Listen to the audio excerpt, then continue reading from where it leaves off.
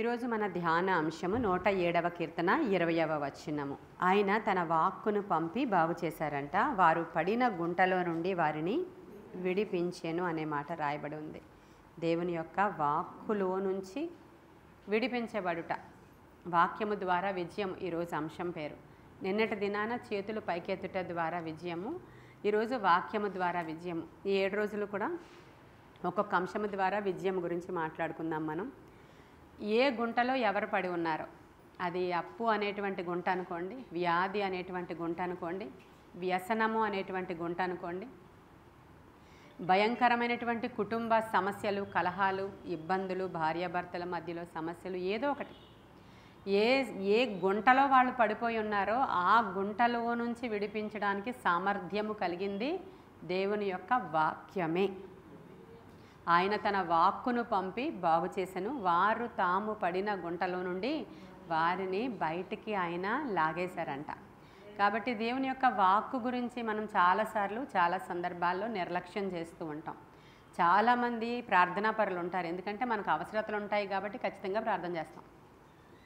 ఎందుకని అడగాలి కాబట్టి, దేవుణ్ణి బాధల్లో ఉంటారు కాబట్టి, ఏదో ఒక శోధన వస్తుంది కాబట్టి ప్రార్థన అవలేలుగా అందరికీ వచ్చేస్తుంది, అది నేర్పించక్కర్లేదు, వాళ్ళు ప్రార్థన చేసుకుంటారు. కానీ వాక్యము చదవమని చెప్పేటప్పటికల్లా చాలామందికి నిర్లక్ష్యం ఉంటుంది. వాక్యాన్ని రెగ్యులర్గా ధ్యానం చేయలేకపోతారు, రెగ్యులర్గా వాక్యాన్ని భుజించలేకపోతారు వాళ్ళు. నిర్గమకాండలో చూద్దాం ఆ విషయం కూడా. ఒకసారి తెరవండి. 12వ అధ్యాయంలో 1 నుంచి 4 వచనాలు మీరు చూస్తే, ఇక్కడ మనకి అందరికీ తెలిసిన అంశమే. ఐగుప్తు దేశంలో నుంచి వాళ్ళు ఆ చెరలో నుంచి విడిపించబడ్డానికి ముందుగా దేవుడు మోషే అహరోనులతో మాట్లాడుతున్నారు. ఒక కార్యం జరగడానికి మీరు ఏం చేయాలంటే, ఒక గొర్రె పిల్లను కానీ మేకపిల్లను కానీ తీసుకోవాలి. మీ కుటుంబంకి సరిపడా మాంసం రావాలి. అది ఒకవేళ మీ కుటుంబం చాలా చిన్నదనుకోండి, భార్యాభర్త ఒక్క కొడుకే ఉన్నాడు, అప్పుడు పొరుగు వాళ్ళని మీరు పిలవాలి. ఎందుకు అని అంటే, మొత్తం అంతా తినాలి, ఆ మాంసం అంతా, దాని ఆంత్రములు కాళ్ళు కూడా కాల్చి తినాలి, విడిచిపెట్టకూడదు మాంసాన్ని. మొత్తం మాంసం అంతా మీరు తీసుకోవాలి, అది సిస్టమ్ అంతే. అక్కడ దేవుడు ఒక సిస్టమ్ చెప్తున్నాడు.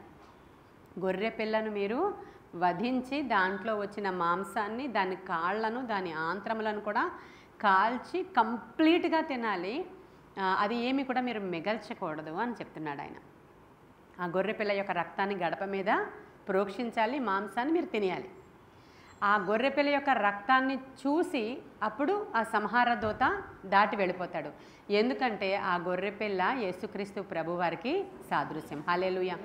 ఇప్పుడు ఆ వాక్కు ఎవరు అనంటే యేసుక్రీస్తు ప్రభువారే. యోహాను సువార్త 6వ అధ్యాయం 51వ వచనము. పరలోకము నుండి దిగి వచ్చిన జీవాహారము నేనే, ఎవడైనాను ఈ ఆహారం భుజించితే వారు ఎల్లప్పుడూ జీవిస్తారు. ఇప్పుడు ఆ రోజు ఎవరైతే ఆ గొర్రెపిల్ల యొక్క మాంసాన్ని వాళ్ళు భుజించారో వాళ్ళు జీవించారు, వాళ్ళు బ్రతికారు.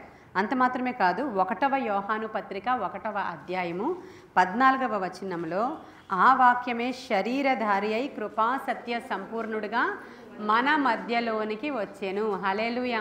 ఇప్పుడు ఆ వాక్యే శరీరాన్ని ధరించుకొని, ఆ వాక్యమైంది శరీరాన్ని ధరించుకొని కృపా సత్య సంపూర్ణుడిగా మన మధ్యలోనికి దిగి వచ్చేసిందంట.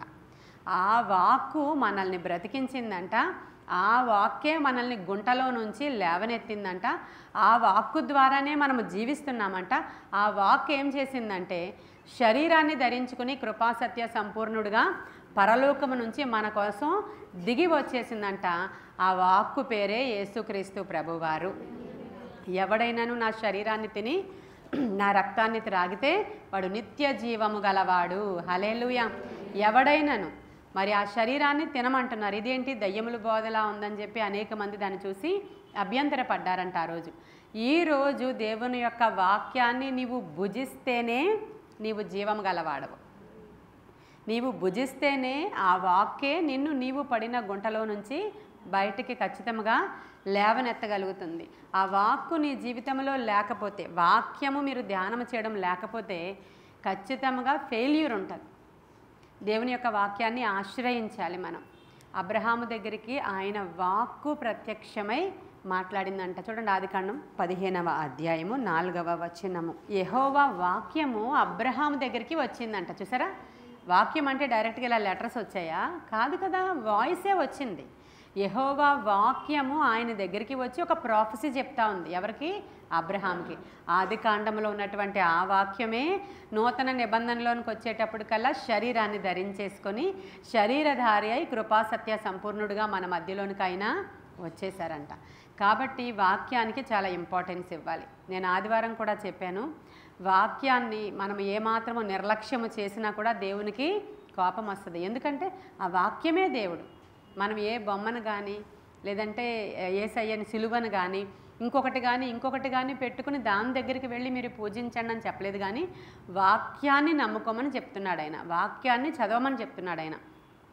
వాక్యము మీద ఆధారపడమని చెప్తున్నాడు. ఆ వాక్యం మనల్ని విడిపిస్తుందంట.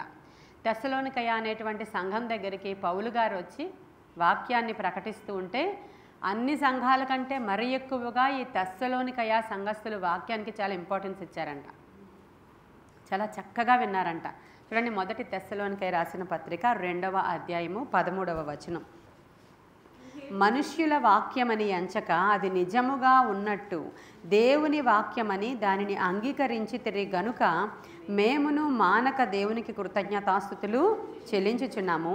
ఆ వాక్యమే విశ్వాసులైన మీలో కార్యసిద్ధి కలుగజేయుచున్నది. హల్లెలూయా. మనకి కార్యసిద్ధి జరగాలి ఈ సంవత్సరం. మనకు ఒక బ్రేక్ త్రూ జరిగిపోయింది ఆల్రెడీ. 31st నైటే జరిగింది బ్రేక్ త్రూ. కార్యసిద్ధి జరగాలి అని అంటే ఆ వాక్యమే మీకు కార్యసిద్ధి జరిగిస్తుంది అంటున్నాడు. ఇప్పుడు ఈ వాక్యాన్ని మనము నెమరు వేసుకోవాలంట. ఈ వాక్యాన్ని ధ్యానము చేయాలంట.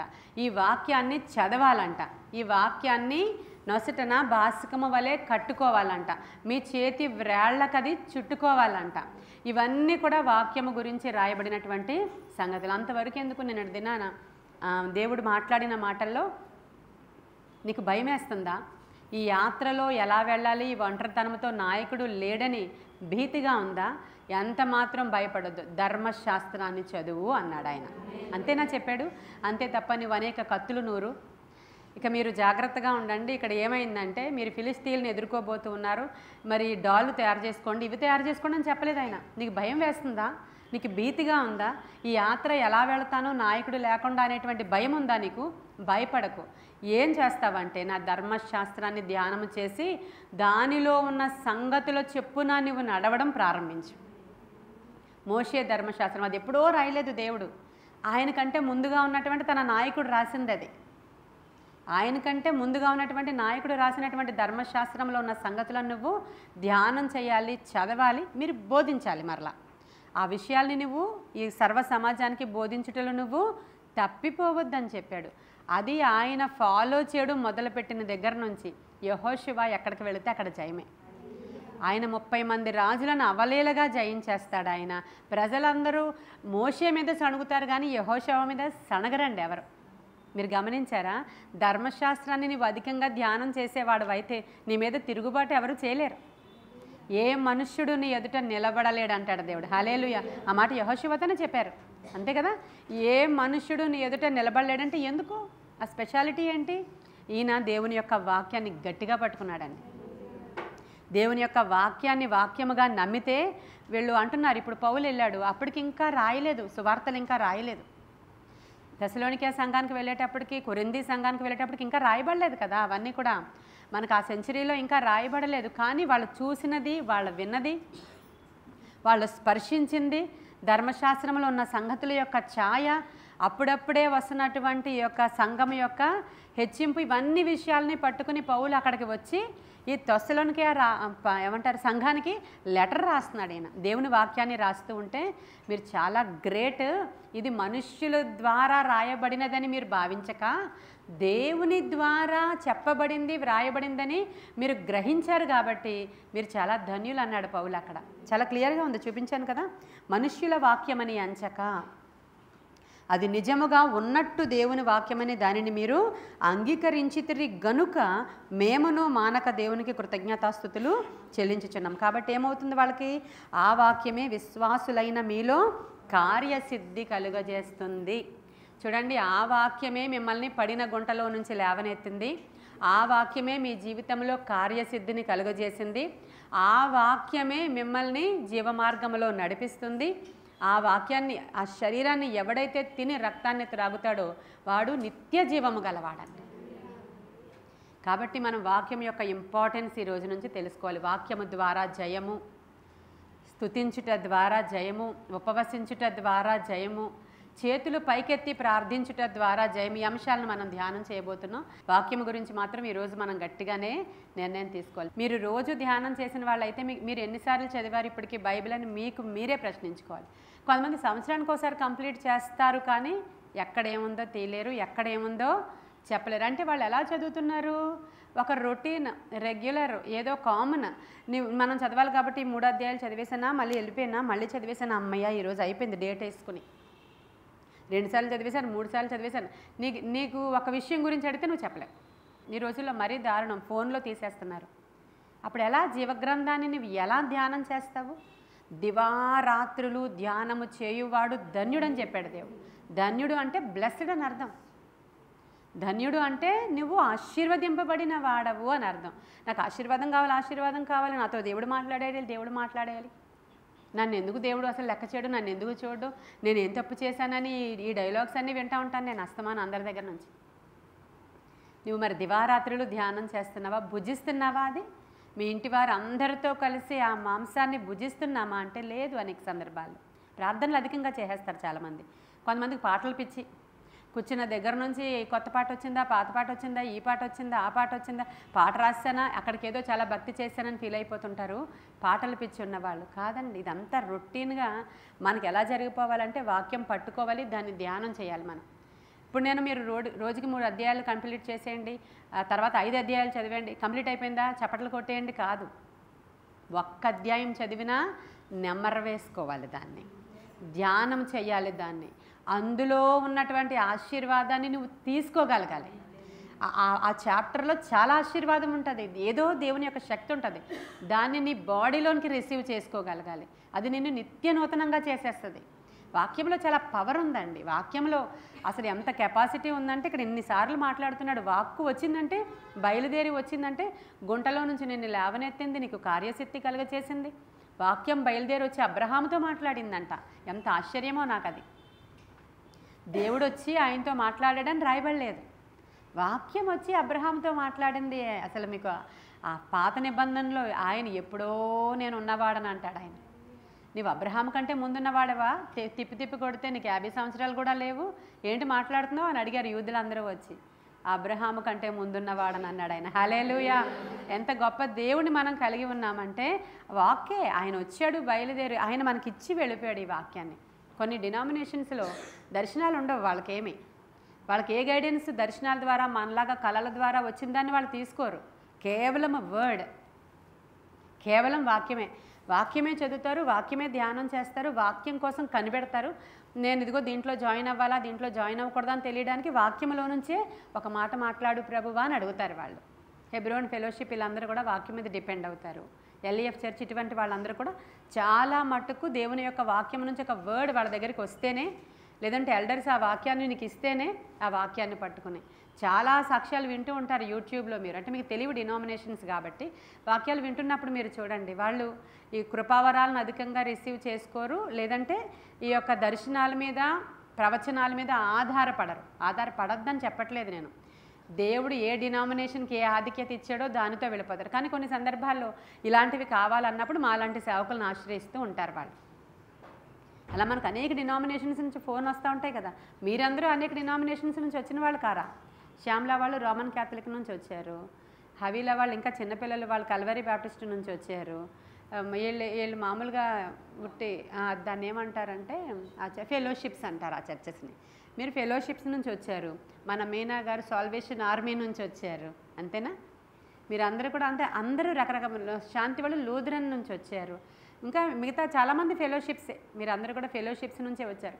కొంతమంది ఇదిగో హోసన్న దగ్గర నుంచి వచ్చారు. ఇవన్నీ ఈ వాళ్ళ అక్కడక్కడ డినామినేషన్స్లో మనకు ఏమి నేర్పించారో దాని మీదే డిపెండ్ అవుతారు. ఇప్పుడు బైబిల్ మిషన్ నుంచి వచ్చింది కుమారి, ఎక్కువగా బైబిల్ మిషన్లో దర్శనాలు అలాంటి మాటలు ఎక్కువగా ఉంటూ ఉంటాయి. దేవదాస్ అయ్య గారి బుక్స్ ఏంటి, వాళ్ళేంటి, సన్నిధి అంటారు వాళ్ళు. వాళ్ళు వెళ్ళి సన్నిధిలో కనిపెడతారు. వాళ్ళు సన్నిధి చేయడం అంటారు, 7 మెట్ల ప్రార్థన అంటారు, సాతాను తరిమేటువంటి ప్రార్థన అంటారు. వాటన్నిటికీ పెద్ద పెద్ద ప్రార్థనలు ఉంటాయన్నమాట. సాతానును తరమడానికి ఒక దండకం లాంటిది ఉపయోగిస్తారు వాళ్ళు. పాట ఉంటుంది ఒకటి, ఏ పోవే సాతానా అని చెప్పి ఒక పాట. అది కూర్చొని మాకు ఈవిల్ ఎఫెక్ట్ లాగా అనిపించింది అని వాళ్ళకి అనిపించింది అనుకో, లోపల పోయి తలుపులు వేసుకుని దాని దండకం మొదలు పెడుతుంది కుమారి. అప్పుడు ఆ ఈవిల్ ఖచ్చితంగా పోవాల్సిందే. వాళ్ళు ఉపయోగిస్తున్నది యేసునామంలో. దానిని రాసిన వాడు వాళ్ళ యొక్క ఆ యొక్క ఫౌండర్ ఆయన, ఆ సంఘానికి ఫౌండర్ ఆయన, ఆ మినిస్ట్రీకి ఫౌండర్. ఆయనకి దేవుడు గైడెన్స్ ఇచ్చాడు, ఆయన రాశాడు, వాళ్ళు ఫాలో అవుతున్నారు. దేన్ని తోలనాడడానికి వీల్లేదు. కానీ అన్నిటికీ మూలాధారమైనటువంటి బైబిల్ని మాత్రము ధ్యానము చేయాలి. ఎందుకంటే నీ వాక్యమే నా పాదములకు దీపమును, నా త్రోవకు. ఇక అదర్వైజ్ నేను నడలేను. వాక్యము లేకపోతే నువ్వు నడిచేది చీకట్లో, వాక్యము నిన్ను గైడ్ చేయకపోతే నీవు నడిచేది చీకట్లోనే. అప్పుడు నీకు ఏం తెలుస్తుందండి మార్గం? నువ్వు చీకట్లోనే నడుచుకుని పోతున్నావు. తడుముకొని పోవాలి. గుంట వస్తే గుంటలో పడిపోతావు, మరి ఇంకేదొస్తే దాంట్లో, ఊబి వస్తే ఊబిలో చిక్కుకుపోతావు. అదే నీ పాదాలకు వెలుగైన వాక్యాన్ని పట్టుకుని నీవు ముందుకు వెళుతూ ఉంటే నిన్ను మంచి రాజమార్గంలో ఆ వాక్యం నడిపిస్తుంది, ఖచ్చితంగా నడిపిస్తుంది. యెహోషువ, కాలేబు 12 గోత్రాలకు చెందిన వాళ్ళందరూ కానాను దేశానికి వేగు చూడడానికి మోషే పంపించాడు. మోషే పంపించినప్పుడు ఎందుకు వెళ్ళారు వాళ్ళు? అక్కడ మనుషులు ఎలా ఉన్నారు, అక్కడ బిల్డింగ్స్ ఎలా ఉన్నాయి, వాళ్ళ కన్స్ట్రక్షన్స్ ఎలా ఉన్నాయి, వాళ్ళ అలవాట్లు ఏంటి, వాళ్ళ తోటలు ఎలా ఉన్నాయి, వాళ్ళ ప్రధాన ఆహారం ఏంటి, వాళ్ళు ఏం తీసుకుంటున్నారు, వాళ్ళు ఏం తింటున్నారు, వాళ్ళ అంటే ఎక్కడి నుంచో నడిచి వచ్చేస్తున్నారు వీళ్ళు. అలా మారిపోతున్నారు. వాళ్ళందరూ కూడా ఎవరెవరో జాతులు వాళ్ళు ఏవేవో జాతులు. మనం వెళ్ళిపోతూ ఉంటాము, శ్రీకాకుళం దాటిపోతాం, పలాస దాటిపోతాం, ఒరిస్సా వెళ్ళేసరికి ఆ జాతులు ఏంటో చూడరా మీరు. అక్కడ ఏంటో వాళ్ళ మాటలేంటో. ఆ ఒరిస్సా వాళ్ళు ఇక్కడికి వచ్చారంటే వాళ్ళు ఏదో ఆవనూనె వాసన వస్తూ ఉంటారు, వాళ్ళు వేరేగా ఉంటారు, మనం వేరేగా ఉంటాం. వీళ్ళు ఒరిస్సా వాళ్ళు అనుకుంటా, వీళ్ళంతా ఆవనూనె వాసన వస్తుంది, ఇలా అనుకుంటూ ఉంటాం మనం. జాతులు మారిపోతున్నప్పుడు ఇప్పుడు చెప్తున్నాడు మోషే, మీరు వెళ్ళి కనానులో వాళ్ళ ప్రధాన ఆహారం ఏంటో చూసిరండి, వాళ్ళ పంట ఏంటో, వాళ్ళ వే ఆఫ్ లివింగ్ ఏంటో, అసలు వాళ్ళు ఎలాంటి బిల్డింగ్స్లో ఉన్నారు, వాళ్ళ కన్స్ట్రక్షన్స్ని బట్టి వాళ్ళ జీవిత శైలి గురించి మనం ఎస్టిమేషన్ వేసేయచ్చు. ఇక్కడ వాళ్ళు దేంట్లో నివాసం ఉంటున్నారో చూసి రమ్మని వేగుల వారిని పంపిస్తే, సంఖ్యాకాండము 13వ అధ్యాయము 19వ వచనం నుంచి చదువుతున్నాను చూడండి. వారు నివసించి భూమి ఎట్టిదో అది మంచిదో చెడ్డదో, వారు నివసించి పట్టణములు ఎట్టివో, వారు గుడారములలో నివసించుదురో కోటలలో నివసించుదురో, ఆ భూమి సారమైనదో నిస్సారమైనదో, దానిలో చెట్లున్నవో లేవో కనిపెట్టవలెను. మరియు మీరు ఆ దేశపు పంటలో కొన్ని తీసుకొని రండని చెప్పాను. అది ద్రాక్షల ప్రథమ పక్వ కాలము. కాబట్టి ఇప్పుడు నేను చెప్పినవన్నీ ఉన్నాయి కదా, ఏమేమి చూడమని చెప్పాడో చెప్తున్నాను కదా నేను. బిల్డింగ్స్ ఉన్నాయా, గుడారాల్లో ఉంటారా, పంటలు ఎలా ఉన్నాయి, ఆ మనుషులు ఎలా ఉంటారు, కోటలో ఉంటారా, ఎక్కడ నివసిస్తున్నారు, ఇవన్నీ చూడమన్నారు. వెళ్ళారు, చూశారు. అనాకీయుల జాతి వాళ్ళు అక్కడ ఉన్నారు. అక్కడ వాళ్ళు ద్రాక్ష గలను కోసారు. ఆ ద్రాక్ష గలను కోసిన 23వ వచనంలో ద్రాక్ష గలను కోసుకొచ్చారు. చాలా పెద్దది. ఇద్దరు దండితో దాన్ని మోసారు. అసలు 40 దినాలు ఆ దేశంలో సంచరించి తిరిగి వచ్చారు. అట్లు వారు వెళ్ళి తిరిగి వచ్చిన తర్వాత తిరిగి మళ్ళీ ఈ స్థలానికి వచ్చేసిన తర్వాత వాళ్ళు రిపోర్ట్ చెప్పారు. అక్కడ రిపోర్ట్ చెప్పిన తర్వాత మోషే కాలేబులో ఎదుట జనములను అంతా కూడా ఏమంటారు గ్యాదర్ చేసి అక్కడ రిపోర్ట్ అంతా చెప్పిన తర్వాత ఈ ప్రజలందరూ చాలా గట్టిగా ఎలుగెత్తి ఏడ్చారంట. అక్కడ ఎందుకు ఏడ్చారంటే, అయ్యో బాబోయ్, అంత పెద్ద పెద్ద మనుషులు, అసలు అంత పెద్ద పెద్ద బిల్డింగ్స్, కోటలు, అసలు ఈ ద్రాక్ష గల చూస్తుంటేనే మాకు భయం వేసేస్తుంది.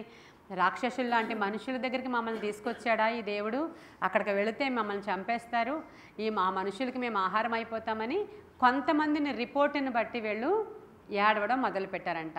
యెహోషువ, కాలేబు ఇద్దరు మంచి రిపోర్ట్ చెప్పారంట. మిగిలిన వాళ్ళందరూ అక్కడికి వెళితే మనల్ని వాళ్ళు చంపేస్తారు, మనం వాళ్ళకి ఆహారం అయిపోతాం, ఖచ్చితంగా మనం వెళ్ళలేం, చాలా రాక్షసుల్లా ఉన్నారు అక్కడ, చూడండి ఇది ఈ ద్రాక్ష గల ఎంత ఉందంటే ఒకసారి ఆలోచించండి అని నెగిటివ్ రిపోర్ట్ ఇచ్చారు వాళ్ళు.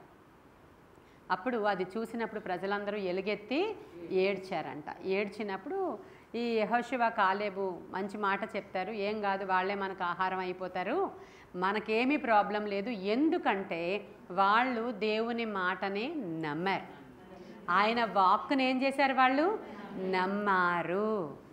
ఈరోజు మనకు అనేకమైన సమస్యలు ఉండొచ్చు, అనాకీయులే మన ముందర ఉండొచ్చు, భయంకరమైన సమస్యలు ఉండొచ్చు, భయంకరమైన శోధనలు ఉండొచ్చు, అంతకు మించినటువంటి ఒకటి కాదు వందల కొద్దీ శోధనలు ఉండొచ్చు.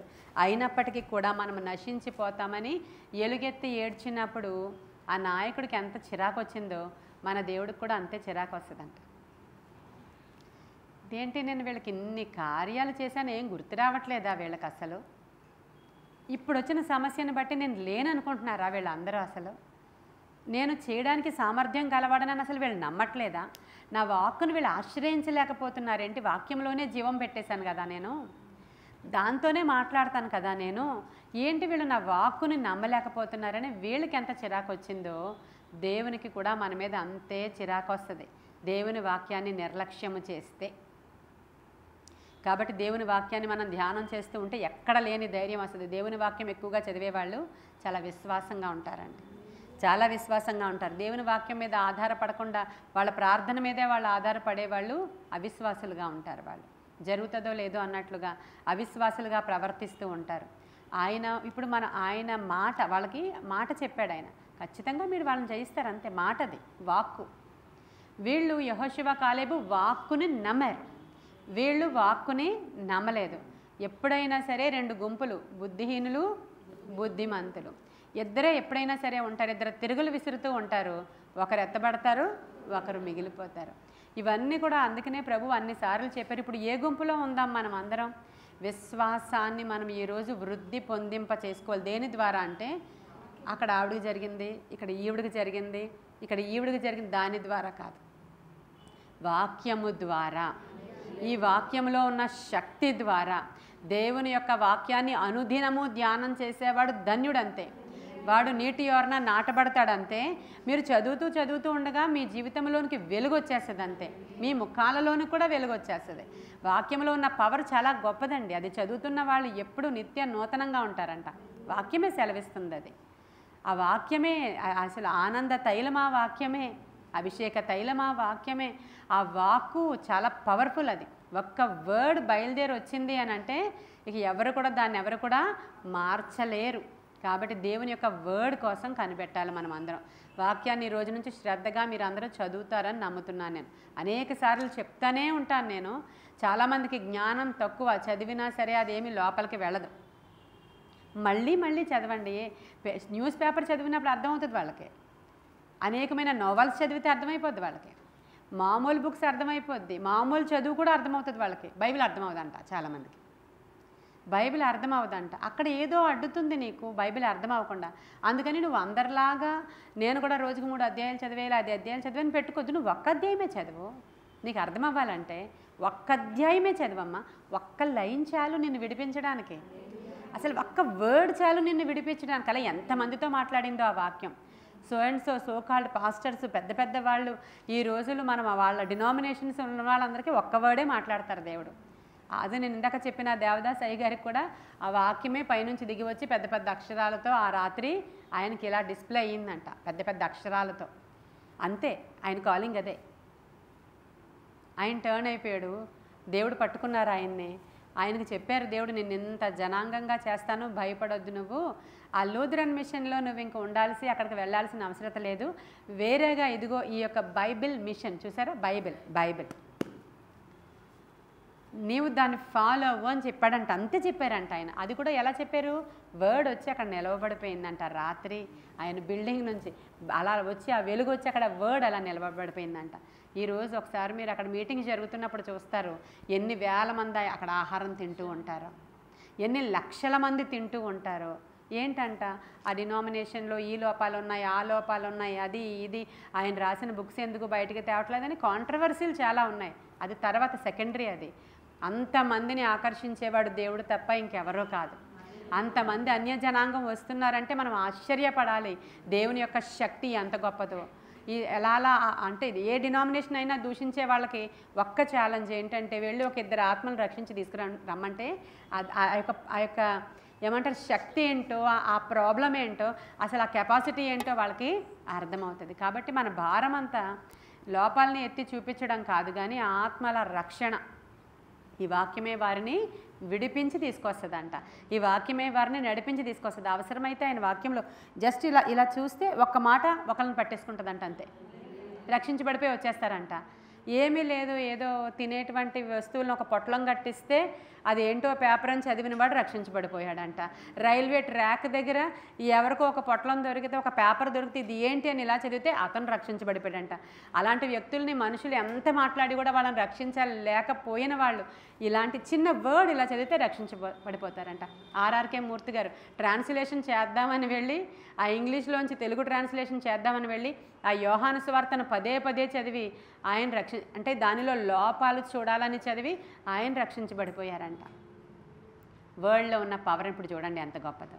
అంత సులువ ఒక్క వ్యక్తిని రక్షించడానికి ఒకనాటి ప్రసవ వేదన చాలదంట. కాబట్టి వాక్యము వారిని విడిపించేస్తుంది, వాక్యము వాళ్ళని స్వస్థపడిచేస్తుంది, వాక్యము వాళ్ళని నడిపించేస్తుంది. పాల్ యాంగెచ్చో పాస్టర్ ఆయనకి క్షయరోగం.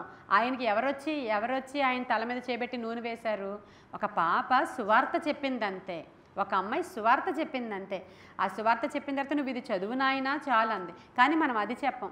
నేను రేపు నా సాక్ష్యం చెప్తానే వచ్చి ఒక పాట పాడతాను, నీకు ఇష్టమైతేనే వద్దిగానే మా చర్చిలో పాటలు చాలా బాగుంటాయి అంటే అలాగన్నా రక్షించబడతారని అని మన నాలెడ్జ్లో మనం అనుకుంటాం, మనం అట్రాక్ట్ చేద్దాం అనుకుంటాం. ఇదిగో ఈ పుస్తకం ఇస్తున్నాను, ఇది చదివే అనే ధైర్యం లేదు. ఇదిగో మా యొక్క పుస్తకం అంటే చాలామందికి అది చూస్తేనే భయం, చాలామందికి అది చూస్తేనే వాళ్ళ ఇంట్లోనికి తీసుకుని వెళ్ళరు. ఎందుకని? వేరే అదర్ బుక్స్ అన్నీ ఉంచుకుంటారు. ఈ పుస్తకం చూస్తే భయం, ఎందుకంటే దాంట్లో పవర్ ఉంది కాబట్టి. అది ఆటం బాంబు కంటే చాలా శక్తివంతమైనది. దేశాలనే పట్టుకుంటుంది, ఖండాలనే పట్టుకుంటుంది. అది నరరూప రాక్షసులనే పట్టుకుంది, ఆ మ్యానిటర్స్నే పట్టుకుంది ఆ వాక్యం.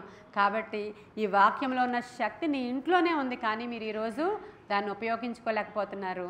ఈరోజు నైనా నీ వాక్యము నా పాదములకు దీపము, నా త్రోవకు వెలుగై ఉంది. కాబట్టి ఈ వర్డ్ని నేను ఈ రోజు నుంచి గట్టిగా పట్టుకుంటున్నాను. ఎంత వీలైతే అంతసేపు కూర్చొని వాక్యాన్ని చదవడానికి ప్రయత్నం చేయండి. చాలామందికి ఇది తెలియదు, ఈ రహస్యం అసలు. ఎంత వ్యర్థం చేస్తున్నారంటే ఈ రోజుల్లో మనుషులు. అయితే గంటలు వంట, లేకపోతే గంటలు నిద్ర, లేకపోతే గంటలు ఫోను ఎవరో మీ చుట్టాలతో మాట్లాడుకోవడం అండి. అది ఫోన్ వచ్చిన తర్వాత ఎంత సమయం కిల్ అయిపోద్దంటే మీరు చూడండి. ఈ టైంలో మీరు ఒకసారి కాల్ చేయండి, వాళ్ళకి ఎంగేజ్ వస్తుంది. అరగంట తర్వాత కాల్ చేయండి, ఎంగేజ్. గంట తర్వాత కాల్ చేయండి, ఎంగేజ్. మా మమ్మీ చేస్తే మాట్లాడుతున్నాను. గంట సేపు ఆ మమ్మీతో, గంట సేపు ఆ వదినతో, గంట సేపు ఆ ఫ్రెండ్తో విస్తారమైన మాటల్లో దోష. అందుకే గొడవలు కూడా ఎక్కువైపోయినాయి ఇప్పుడు. ఇది వరకు కలుసుకున్నప్పుడు హాయ్ బాగున్నావా అమ్మ వదిన అని మాట్లాడుకునేవారు. ఇప్పుడు ఫోనుల్లో మాట్లాడుకుని అలా అన్నావట ఫోన్లో మాట్లాడి చెప్పారులే, రికార్డింగ్ ఉందిలే, నో ప్రాబ్లం. ఇవన్నీ ఎందుకు వచ్చేది? మాట్లాడుతుంటే ముందే రికార్డింగ్ ఆన్ చేసి రెడీగా పెట్టుకుంటున్నారు పాస్టర్ మాటలని. ఏదో చేద్దామని, ఈ పాస్టర్ నాతో ఇలా మాట్లాడింది కదా మళ్ళీ అది నిజం. ఎన్ని గొడవలు, ఎన్ని గోలలు ఎందుకు వచ్చింది మనకి? అవసరమైన 2 ముక్కలు మాట్లాడి మనం పెట్టేస్తే ఆ దోషమంతా పోతుంది. విస్తారమైన మాటల్లో ఖచ్చితంగా దోషం ఉంటుందని చెప్పాడు దేవుడు. దోషం ఉండక మానదదే. ఈ రోజు నుంచి ఒక నిర్ణయం తీసుకోండి. నేను ఈ రోజు నుంచి ఈ ఒక్క చాప్టర్ చదువుతారా, మీరు 100 చదువుతారా నేను అడగట్లేదు. ధ్యానము, దానిని ఏమంటారు, నెమర వేసుకోవడం అంటాను నేను. మొదట లేవగానే ఫస్ట్ అవర్ వాక్యముతో ప్రారంభించండి. మీకు కొంచెమే చదవడం అవుతుంది. ఎందుకంటే కొంతమంది పిల్లలకి క్యారేజీలు పెట్టాలి, కొంతమంది మీ హస్బెండ్కి క్యారేజ్ పెట్టాలి, మీరే ఆఫీస్కి వెళ్ళాలి, మీరే పొద్దున్నే కీర్తి ఉందంటే 5:30కి వెళ్ళిపోవాలి, మళ్ళీ వచ్చి వాళ్ళ అబ్బాయిని స్కూల్కి తీసుకెళ్ళాలి. అప్పుడు అవ్వదు నీకు స్టడీ అవర్. అప్పుడు చిన్నదే చదువుకో. నువ్వు మధ్యాహ్నం వస్తావు లంచ్కి, అప్పుడు చదువు. ఏ కొర్నేలి చేయలేదా ఆ పని? 100 మంది మీద అధికారి మధ్యాహ్నం వచ్చి తన ప్రేయర్ టైంని ఆయన పార్టిసిపేట్ చేసుకోలేదా? అందుకే దేవునికి నచ్చింది. అస్సలు టైం లేనప్పుడు మీరు చేస్తారే, అది ఇష్టం ఆయనకి. మీకు బలహీనంగా ఏంటమ్మా? అది 3 days బిఫోర్ నుంచి ½ an hour ముందు లేసి చదువుకుంటుందంట, టైం ఉండడం లేదని. ఇది వెల్ అండ్ గుడ్. ఆ మధ్య అప్పుడు అదే చూస్తాడంట దేవుడు. మీకు తెలీదు, అదే చూస్తాడంట దేవుడు. ఖాళీగా ఉండి చేసిన వాళ్ళని చూడ్డంట. అంటే చూస్తారు, ఓకే వెరీ గుడ్ గర్ల్ అని వెళ్ళిపోతారు అక్కడ నుంచి.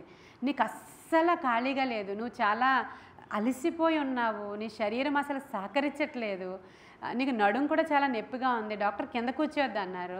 అయినా సరే నువ్వు లేస్తుంటే నీ ఆరోగ్యం సరిగా ఉండట్లేదు, అయినా నువ్వు తెల్లవారుజామున లేచి నువ్వు కష్టపడుతూ ఉంటావే, అప్పుడు చూస్తాడు ఆయన. నా కోసం ఇంత, అది ఆయన్ని అసలు ఏం చేస్తుందంటే ఇంక చెప్పలేను నేను.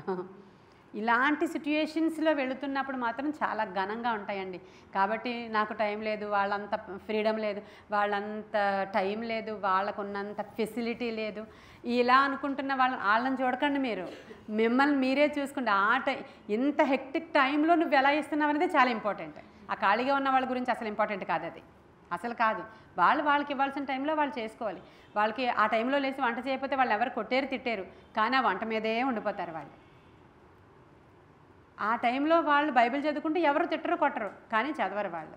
ఇలా మధ్యాహ్నం అంతా ఫోన్ నొక్కుంటూ, సాయంకాలం అంతా ఫోన్ నొక్కుంటూ, సాయంత్రం రాత్రి పడుకునే వరకు ఇదే పని. లేకపోతే ఇలా కొంతమంది అలా టైం పాస్ చేస్తారు. చూడండి, మీరు మనుషులతో ఎక్కువ సమయం గడిపారనుకోండి, మీరు ఎవరితో ఎక్కువ సమయం గడుపుతున్నారో 2 రోజులు, 3 రోజులు, 4 రోజులు, 5 రోజులు.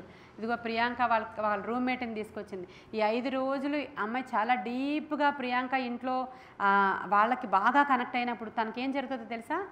లోపాలు కనబడతాయి.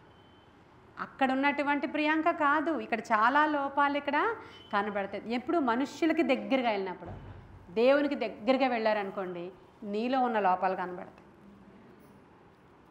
దేవునికి దగ్గరికి వెళితే ఇంకా ఎవరి లోపాలు కనబడవు. నీలో ఉన్న ఎందుకంటే ఆయన వెలుగు కదా, ఆ వెలుగుకి దగ్గరగా వెళ్ళు. అమ్మో ఇక్కడ మరకుందా, ఇక్కడ కూడా మరకుందా, ఇక్కడ కూడా మరకుందా యేసయ్యా, అమ్మో ఇక్కడ కూడా మరకుందా యేసయ్యా, నేను సరి చేసుకుంటాను, నేను పాపినయ్యా, నేను మంచిదాన్ని కాదు, నన్ను పరిశుద్ధపరచు, నాకంటే నా సహోదరులు మంచోళ్ళు. చూసారా, మనుషులకి దగ్గరగా వెళితే జరిగేది అది, దేవునికి దగ్గరగా వెళితే జరిగేది ఇది. కాబట్టి వాక్యానికి దగ్గరగా వెళ్ళండి మీరు. ఆ వెలుగు నీ వాక్యమే నా పాదములకు వెలుగయ్యా, దీపమయ్యా. అప్పుడు దేవునికి వెలుగు దగ్గరికి వాక్యం ఎక్కువ చదివే వాళ్ళకి వాళ్ళల్లో ఉన్న లోపాలు వాళ్ళకి తెలుస్తాయి ఖచ్చితంగా. ఆ వాక్యం నీతో మాట్లాడుతూ ఉంటుంది. ఇదిగో ఈ కరెక్షన్ చేసుకో, ఆ కరెక్షన్ చేసుకో, ఇలా ఉండు, అలా ఉండు. ఖచ్చితంగా భయం వేస్తుంది నీకు. అది చదివి ఆ రోజు అదే సిట్యుయేషన్ ఫేస్ చేయాల్సి వస్తుంది కొన్ని సందర్భాలు. అదే చదువుతాం అక్కడ, కరెక్ట్గా బయటికి వెళ్ళేసరికి ఆ సిట్యుయేషనే వస్తుంది. వాళ్ళు ఎవరో మనల్ని అడగడానికే వస్తారు, లేకపోతే ఇంకోటి జరుగుద్ది, ఎవరో ఏదో అంటారు మనల్ని. అమ్మో ఇప్పుడు ఇంకేం అనకూడదు, సైలెంట్గా ఉండడం బెటర్. మనం ఇలా అవును అలా ఆ వాక్యం అంతా మాట్లాడుతుంది మనతో. అర్థమైపోయింది, ఇంక నేను ఎక్కువ చెప్పక్కర్లేదు. ఈ రోజు నుంచి వాక్యాన్ని మీరు ఎలా చదువుతారో, నేను ఇలా చెప్పకముందే వాక్యం చెప్పకముందే ఎలా తెలుసు? ఆత్మలో గ్రహించాలి మీరు. ఈరోజు ఇదే చెప్తారు పాస్టర్ గారు, కాబట్టి తెరుచుకుని పెట్టుకుందామని చెప్పి. అంత జ్ఞానం దేవుడిస్తాడు మనకి. కాబట్టి కొన్ని మాటలు దేవుడు మన వెనుకడిలో దీవించిన గాక. ఆమేన్. స్తోత్రములు దేవా, పరిశుద్ధుడానికి వందనాలు. వాక్యము చదువుట ద్వారా మా జీవితంలోనికి వచ్చేటువంటి జయాన్ని మీరు ఇచ్చారు. ఆ వాక్కుని మేము నమ్ముచున్నాము దైవమా. ఆ వాక్యమే శరీరధారి అయి కృపాసత్య సంపూర్ణుడుగా మా మధ్యలోనికి వచ్చి మాతో నివసించి మాతో మాట్లాడినందుకు వందనాలయ్యా. ఈ దినము నుంచి వాక్యంలో ఉన్న జ్ఞానము మా అందరికీ దయచేయండి. ఎందరైతే ఈ వాక్యాన్ని వింటున్నారో వారందరికీ దయచేయండి. ఈ సంవత్సరము వాక్యము అధికముగా చదువువారు అయా బయలుదేరుదురుగాక. వాక్యము యొక్క శక్తి మా దేశాన్ని కమ్ముకొనుగాక. వాక్యం యొక్క ప్రభావముతో అనేక ఆత్మలు రక్షించబడుదురుగాక. మేము మనుషులలో లోపాలు చూడట్లేదయ్యా, డినామినేషన్స్లో లోపాలు మాకు అనవసరం ప్రభువా. మేమంతా సార్వత్రిక సంఘము ప్రభువా. మేము మా దేవునికి దగ్గరగా జరిగిన వాళ్ళము. మా దేవుని వెలుగులో మమ్మల్ని మేము చూసుకుంటున్నాం తప్ప అయా ఇతరులను కాదు. ప్రతి వారిని మేము ప్రేమిస్తున్నాము తండ్రి. ప్రతి వారిని నాయన వాటిలో ఉన్న మంచిని తీసుకుంటున్నాం ప్రభా. ఆత్మశక్తితో కార్యాలు జరిగించమని నీటి ఎవరైనా నాటబడిన చెట్టు వలె మరొకసారి మమ్మల్ని నాటండి అయ్యా. అయినా ఈ యొక్క సారవంతమైన భూమిలో మమ్మల్ని అయ్యా పండ్లు గల, వృక్షాలు గల, ఫలాలు గల దేవా, పువ్వులు వికసించి నాయన పిందెలు వేసి కాయలు కాసే అయ్యా 12 నెలలకు కాపు కాసే చెట్ల వలె మమ్మల్ని తయారు చేయండి అయ్యా. ఆత్మశక్తితోటి కార్యాలు చూడడానికి మేము ఇష్టపడుతూ నజరేయుడైన యేసయ్య నామంలో మా ఈ ప్రార్థనలన్నీ మీ సన్నిధికి చేర్చుకుని జవాబు దయచేయమని, వాక్యము ధ్యానము చేస్తూ ఉండగానే మాకు స్వస్థతలు దయచేయమని అయ్యా. మేము ఏ ఊబిలో ఉన్నామో ఆ ఊబిలో నుంచి మమ్మల్ని లేవనెత్తమని, ఆత్మ కార్యాలు జరిగించి మీరు మహిమ ఘనత ప్రభావాలు పొందుకోమని యేసయ్య శ్రేష్ఠ నామంలో అడుగుచున్నాము తండ్రి. God bless you.